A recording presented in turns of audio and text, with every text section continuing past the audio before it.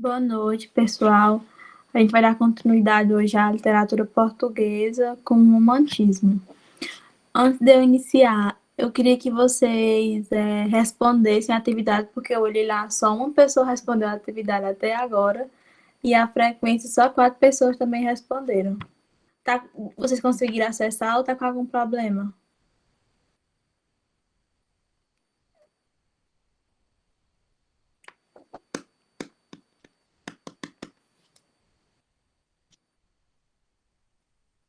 Vocês estão ouvindo?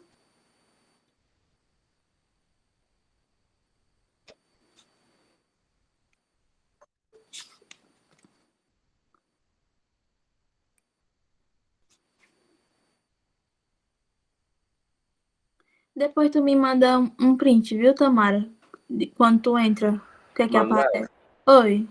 É porque fica tipo assim, a gente responde a atividade, aí lá na abazinha do Classroom, fica aparecendo que a atividade não foi enviada, mesmo após a gente ter enviado a atividade.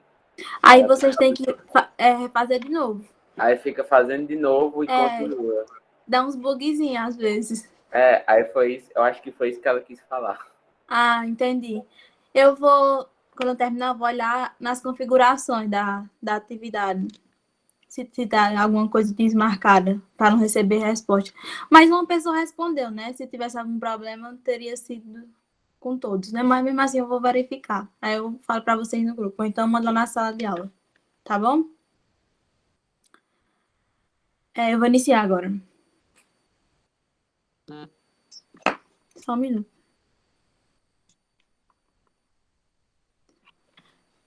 Vamos lá.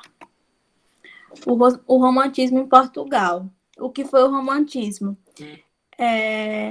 O romantismo teve seu início em 1825 e se estendeu até o final desse século.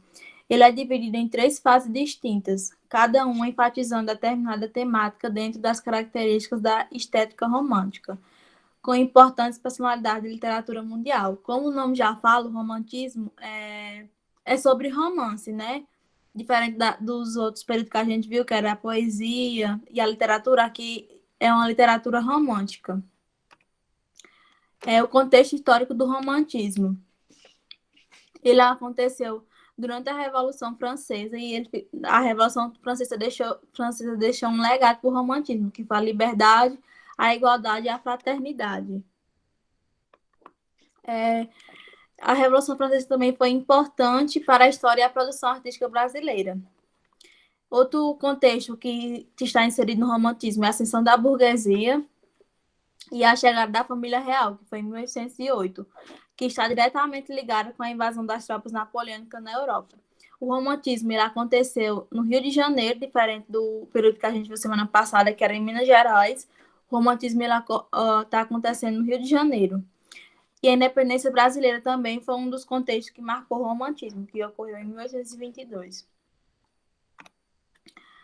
Aí no romantismo os autores tinham alguns valores. Eu trouxe uns aqui para vocês, que são os valores do romantismo, que é o novo sentido de vida, a livre iniciativa, mas a competição, o individualismo, a extinção dos privilégios da nobreza, o fim das barreiras entre as classes sociais e o novo público leitor. Como a gente viu nas outras aulas anteriores, os outros períodos eles eram marcados mais pelo antropocentrismo e o teocentrismo, né?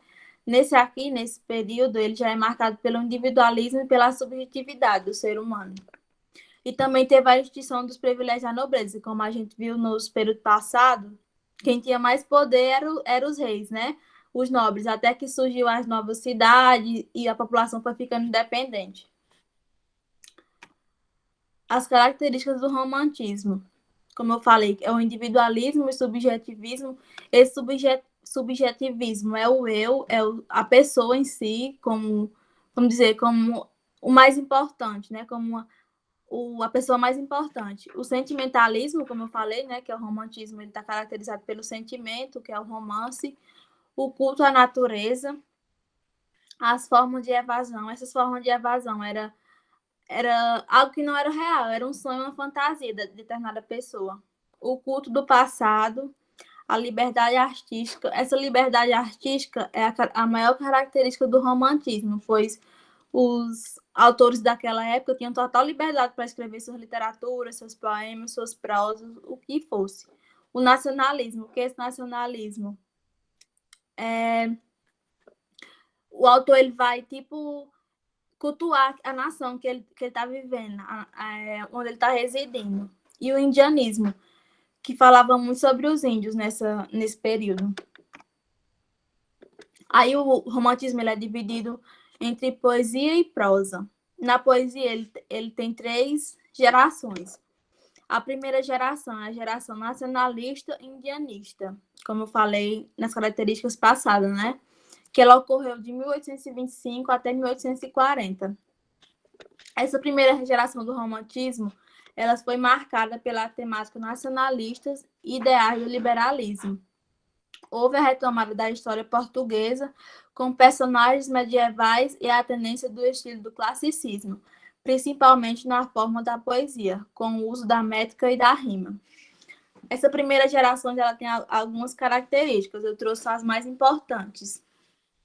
Essas características, as características que os autores iam utilizar para escrever a poesia, a literatura, que a característica é o índio, que simboliza o indianismo, a saudade da pátria, a natureza, a religiosidade e o amor impossível. Aí eu trouxe os autores mais importantes dessa primeira geração, que foi Gonçalves Magalhães, que ele escreveu Suspiro Poéticos e Saudade, que essas 2 obras dele das características do romantismo. Gonçalves Dias, que escreveu Canção do Exílio. Se eu não me engano, tem até um trecho dessa canção dele que está no hino nacional. Almeida Garatti, que escreveu Camões, que Camões foi o marco inicial do romantismo português. E essa obra ela trata-se de um manifesto de independência em estrutura da epopeia que retrata o poeta Luís Vaz de Camões como heróico romântico, que ele foi perseguido e envergonhado na conjuntura política do seu país. Aí a segunda geração da poesia no romantismo, ela é chamada de ultrarromantismo, que ocorreu de 1840 a 1860. Essa geração ela é de cunho exageradamente sentimental, como o nome já fala, ultrarromantismo, né? As obras ultrarromânticas exaltam a sensibilidade e costumam ser enredos passionais e trágicos. As temáticas ganham um tom melodramático, melancólico e soturno, caracterizadas pelo exagero, pela idealização amorosa e pelo pessimismo e morbidez. Aí as características mais presentes dessa geração é a dúvida, o tédio, a orgia, a infância e o sofrimento. Quando vocês forem ler as obras desses autores que estão presentes nessas gerações, vocês vão ver que a que mais fala, que mais está presente, a característica mais está presente é a infância e o sofrimento. Aí os autores dessa geração é Álvares de Azevedo, que ele escreveu Lira dos 20 anos, Casimiro de Abreu, que escreveu Meus 8 anos, Berço e Túmulo, Saudade, Desejo e Infância. E Camilo Castelo Branco, que foi o principal autor dessa geração, da geração 2 do ultrarromantismo, que ele escreveu Amor de Perdição. Aí a terceira geração, ela é chamada de Renovação Romântica, que ocorreu de 1860 até 1870. A terceira geração do romantismo português manteve o horizonte da liberdade e da autonomia da arte, mas voltou-se contra as hipérboles e o pessimismo, degenerado da segunda geração. É chamado também romantismo social, pois rompeu com as estéticas narcisistas do período anterior. Como a gente pode ver aqui, um período leva ao outro, né? Cada período ele tem como se fosse uma característica do outro período que desencadeasse ele. As principais características são a defesa de causas humanitárias, denúncia da escravidão e o amor erótico. O amor aqui já é diferente dos outros períodos que a gente viu, né? Que era o amor cortês. Aqui já tem a presença do amor erótico nesse período. Aí os autores dessa geração. Castro Alves, que escreveu Navio Negreiro e Anteiro de Quintal, que foi o grande nome desse período, que foi considerado o segundo maior sonetista de Portugal. Poeta e pensador dotado de uma postura inquieta e interrogante, pretendia desenvolver a literatura, o espírito revolucionário da geração do romantismo. Como eu estava dizendo aqui, ele pretendia desenvolver, ele não conseguiu desenvolver essa literatura. Opa. O romantismo, que é a prosa. A gente viu a poesia, agora a gente vai ver a prosa. Ela ocorreu no século XIX. Essa prosa ela era voltada para a descrição e costumes do cenário brasileiro. A prosa do romantismo se subdivide em histórica, regional e urbana. Mas na frente a gente vai falar sobre o que é essa prosa histórica, regional e urbana, quais são as características dela.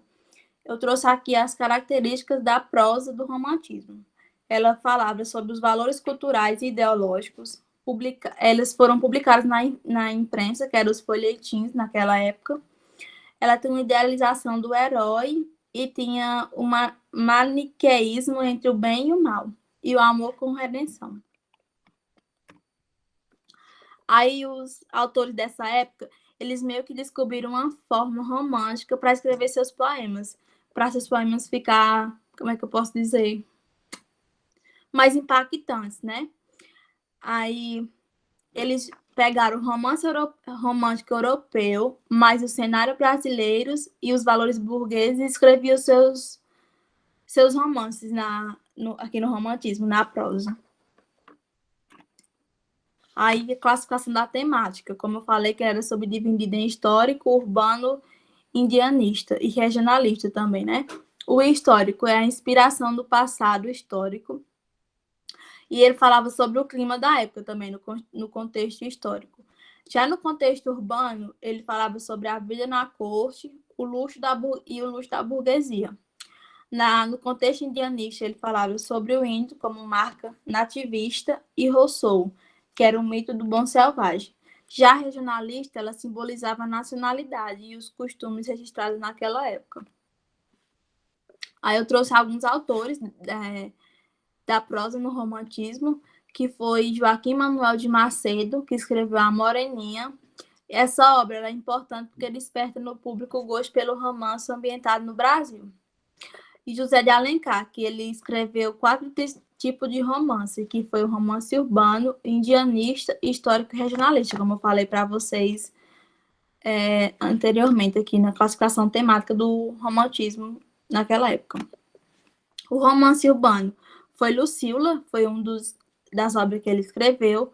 Já no romance indianista, ele escreveu o Guarani, que falava sobre que era a figura do índio.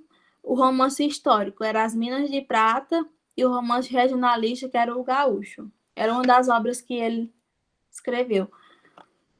E Bernardo de Guimarães, que escreveu A Escrava Isaura, Visconde de Tauane, que escreveu A Inocência, e Frank Távora, que escreveu Cabeleira. E era isso. Vocês têm alguma dúvida? Querem perguntar alguma coisa? Querem que eu repita?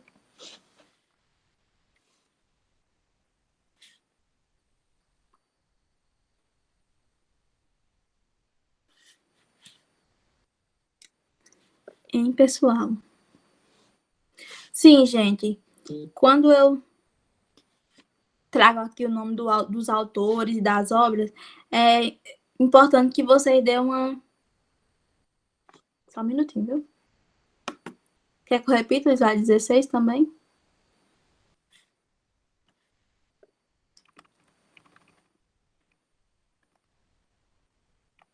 Pronto. Que vocês deem uma lida nas obras também, porque o vestibular pode cobrar trecho dessas obras, e vocês precisam saber quem é o autor, né? Eu trago sempre os autores mais importantes de cada período e algumas obras que eles escreveram, as mais importantes, né? Vocês têm alguma dúvida? Querem que eu repita alguma coisa? Eu não vou garantir que vou passar a atividade, porque eu estou em semana de prova, tá um pouco meio conturbada. E vocês nem estão respondendo, né? Mas eu vou olhar lá no meu drive qual foi o problema da atividade, tá bom?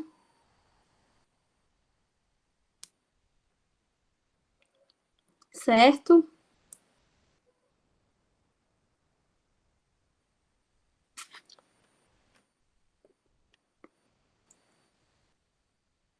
Mais alguma coisa, gente? Alguma dúvida?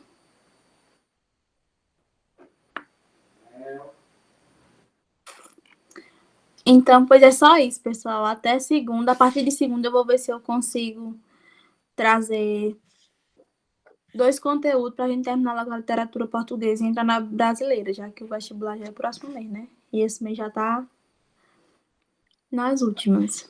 Tá bom? Boa noite e até a próxima semana.